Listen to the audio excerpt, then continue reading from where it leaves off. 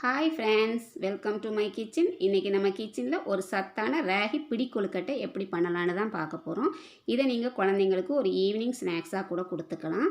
இப்போ நம்ம இதை எப்படி பண்ணலான்னு பார்க்கலாம். அதுக்கு முன்னாடி என்னோடய சேனலை சப்ஸ்கிரைப் பண்ணாதவங்க சப்ஸ்கிரைப் பண்ணிக்கோங்க. கூடவே பெல் ஐக்கானை கிளிக் பண்ணிக்கோங்க. வாங்க வீடியோக்குள்ளே போகலாம். இப்போ கடாய் சூடானது நம்ம 1 டேபிள் ஸ்பூன் சிறுபருப்பு எடுத்து வறுத்துக்கலாம். இதை லேசாக வறுத்தாலே போதுமானது, ரொம்ப நேரம் வறுக்கணுங்கிற அவசியம் கிடையாது. இப்போ இதை நம்ம வெந்நீரில் ஊற வச்சுக்கலாம் ஒரு 10 நிமிஷம். 1 கப் ராகி எடுத்துக்கலாம். அதை ஒரு 10 நிமிஷம் நம்ம வறுத்து எடுத்துக்க போகிறோம். ஒரு 10 நிமிஷம் வறுத்தாலே போதுமானது. நீங்கள் மாவு இருந்தால் அதை கூட நீங்கள் யூஸ் பண்ணிக்கலாம். இந்த மாதிரி முழு ராகியில் செய்யும்போது டேஸ்ட் ரொம்பவே சூப்பராக இருக்கும். இதை நம்ம 10 நிமிஷம் வறுத்து எடுத்துக்கலாம். இப்படி நல்லா வறுத்து எடுத்துக்குங்க. பாருங்கள், கையில் எடுத்து பார்க்கும்போதே உங்களுக்கு அதோட டிஃப்ரென்ஸ் தெரியும். நல்லா வறுபட்டுருச்சு. இப்போ நம்ம இதை ஆற வச்சு மிக்ஸி ஜாரில் போட்டு அரைச்சி எடுத்துகிட்டு வந்துடலாம். அதுக்கு முன்னாடி ராகி லட்டு எப்படி பண்ணுறது அப்படிங்கிற ஒரு வீடியோ நான் போட்டிருப்பேன். முடிஞ்சால் அதையும் பாருங்கள். இப்போ வாங்க நம்ம இதை அரைச்சி எடுத்துகிட்டு வந்துடலாம். இந்த மாதிரி அரைச்சி எடுத்துக்கலாம். ரொம்ப நைஸாக அரைக்காமல் இந்த மாதிரி அரைச்சா போதுமானது. இது கூட 3/4 கப்லேருந்து 1 கப் வரையும் தேங்காய் நம்ம சேர்த்துக்கலாம். நான் இன்றைக்கி 3/4 கப் தேங்காய் சேர்த்துருக்கேன். கூடவே 1 டேபிள் ஸ்பூன் சிறுபருப்பை லேசாக வறுத்து வெந்நீரில் 10 நிமிஷம் ஊற வச்சு அதையும் நான் சேர்த்துருக்கேன். இது கூட உங்களுக்கு விருப்பப்பட்டால் 1/4 கப் அரிசி கொழுக்கட்டை மாவு சேர்த்து நீங்கள் பண்ணிக்கலாம். கூடவே வாசனைக்காக கொஞ்சம் ஏலக்காய் பொடி, இனிப்பை தூக்கலாக எடுத்து காமிக்கிறதுக்காக கொஞ்சம் உப்பு சேர்த்துக்கலாம். சேர்த்து நல்லா மிக்ஸ் பண்ணி விட்டுக்குங்க. வாசனைக்காக கொஞ்சம் நெய் கூட நீங்கள் ஆட் பண்ணிக்கலாம். நான் நெய் சேர்த்துக்கலை. இந்த மாதிரி நல்லா மிக்ஸ் பண்ணி விட்டுக்குங்க. எல்லா மாவும் நல்லா மிக்ஸ் ஆகி வரணும்.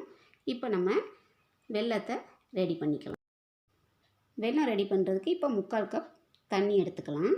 கூடவே 3/4 கப் வெல்லம் சேர்த்துக்குங்க. உங்களுக்கு இனிப்பு அதிகம் வேணும்னா 1 கப் வரையும் நீங்கள் தாராளமாக வெல்லம் சேர்த்துக்கலாம். நான் இன்றைக்கி 3/4 கப் தான் எடுத்திருக்கேன்.